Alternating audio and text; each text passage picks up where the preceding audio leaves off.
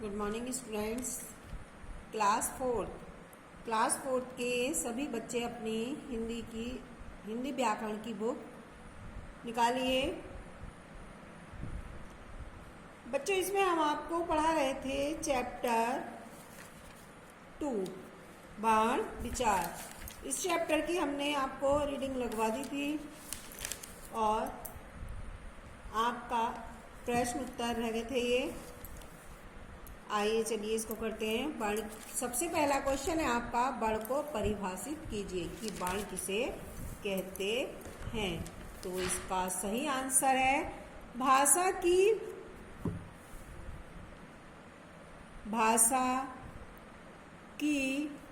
वह सबसे छोटी इकाई, वह सबसे छोटी ध्वनि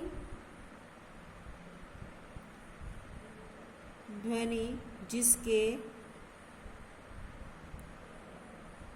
और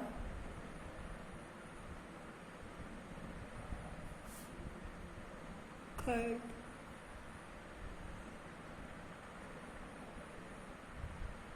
नहीं किए जा सकते क्या कहलाती है? बाण कहलाती है। बाण कहलाती है।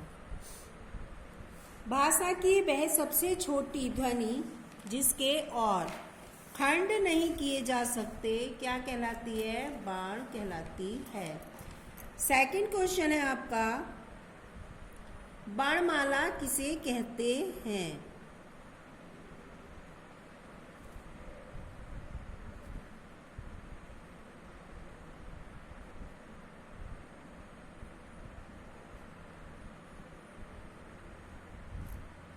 हिंदी की वर्णमाला लिखिए।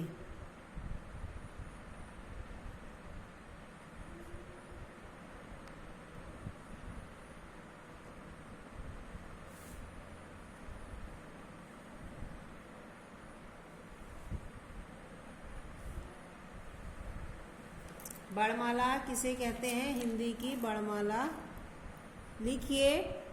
तो वर्णमाला देखिए, वर्णमाला क्रम में लिखे गए, वर्णमाला क्रम में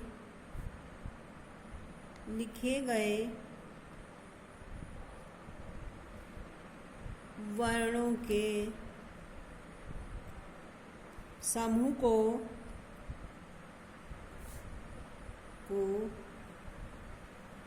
वर्णमाला कहते हैं।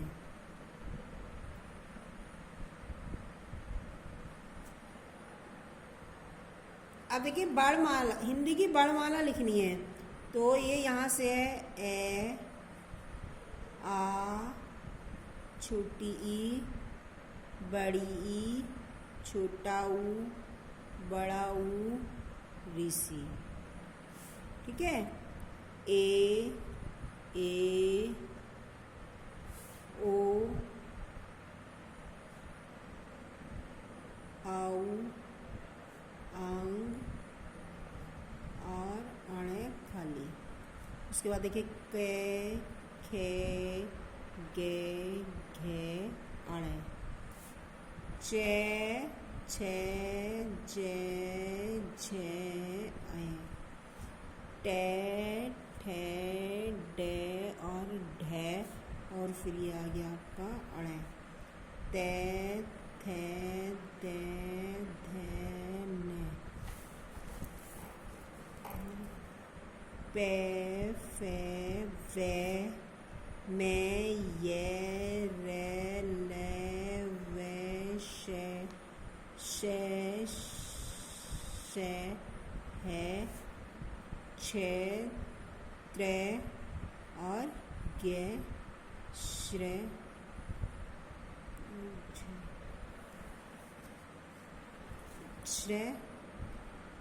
और गे। ठीक है, ये हो गई आपकी हिंदी की वर्णमाला। ये आपकी हिंदी की वर्णमाला हो गई है। ए आ ई बड़ी ऊ बड़ा ऊ ऋषि ए ओ आऊ अंग अण के खे गे घे अण टे ठे टे ठे अण ते थे दे धे ने पे फे बे भे में ये रे ले वो श है क्षेत्र और ये हुई आपकी हिंदी की वर्णमाला। आप थर्ड क्वेश्चन है स्वर की परिभाषा लिखिए। स्वर की परिभाषा लिखिए।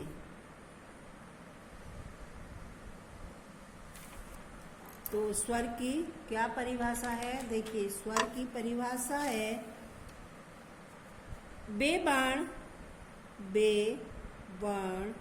जिनका उच्चारण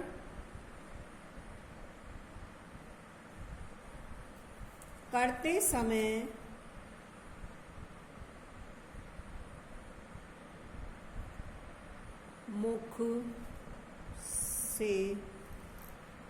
मुख से निकलने वाली वायु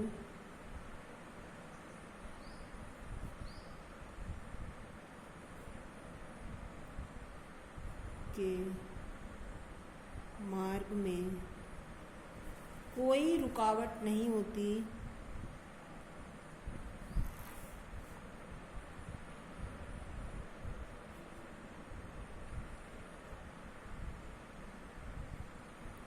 स्वर कहलाती है।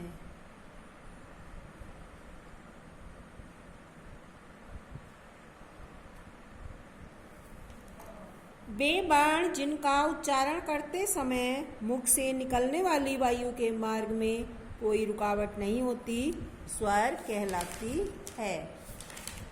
अब है व्यंजनों को कितने तथा कौन कौन से भागों में बांटा गया है। क्वेश्चन 4 है आपका, व्यंजनों को कितने तथा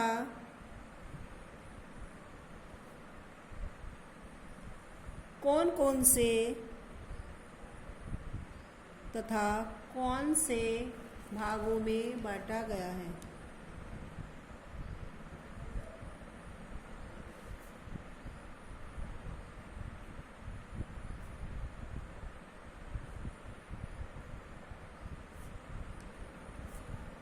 तो इसका आंसर है आपका, व्यंजन को 3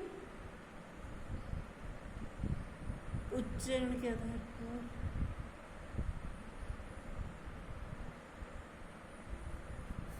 व्यंजनों को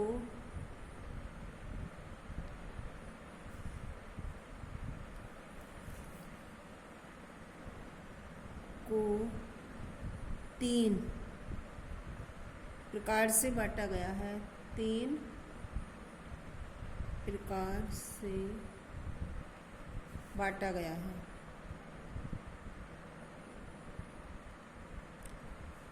एक स्पर्श व्यंजन, एक हो गया आपका स्पर्श व्यंजन,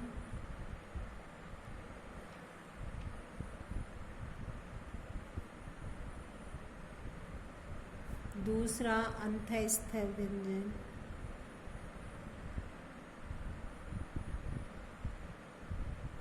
थर्ड हो गया आपका ऊष्म व्यंजन।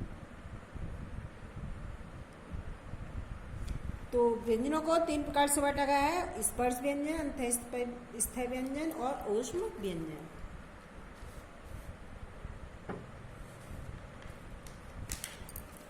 अब है अयोग्य भाग किसे कहते हैं।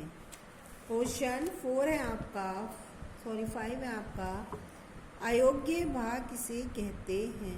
अयोग्य भाग किसे कहते हैं।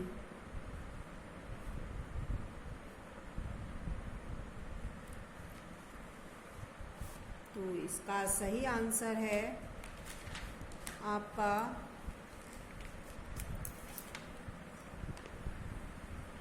हिंदी वर्णमाला में,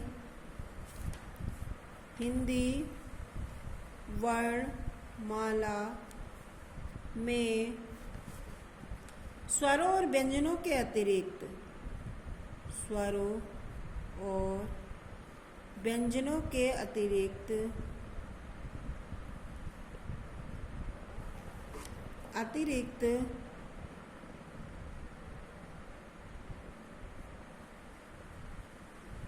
दो अन्य वर्ण भी है, दो अन्य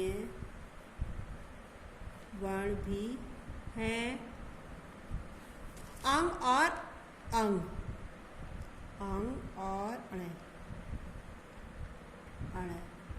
ये दोनों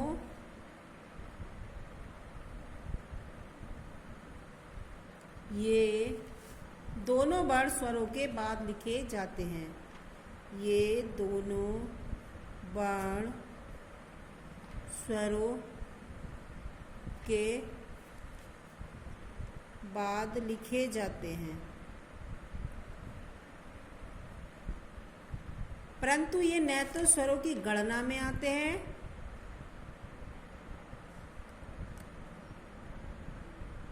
किंतु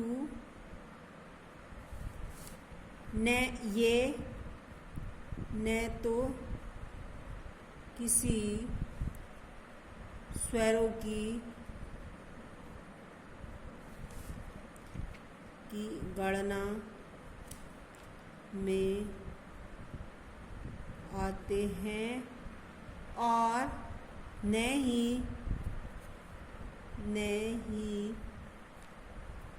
व्यंजनों की।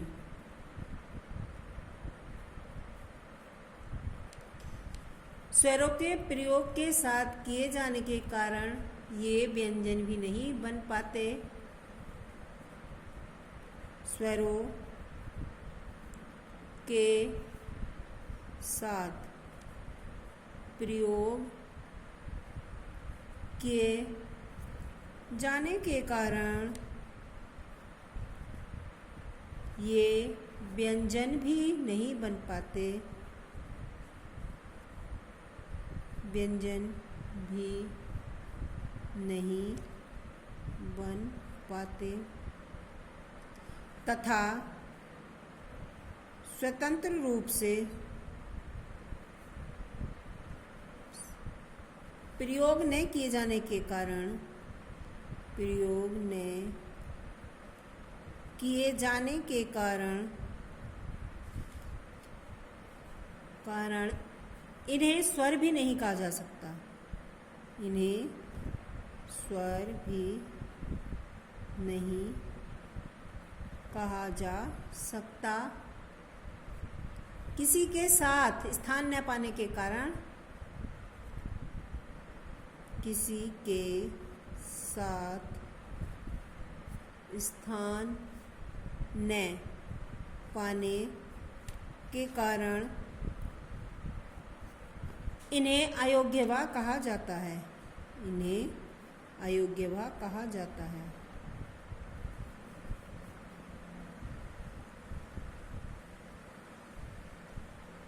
क्या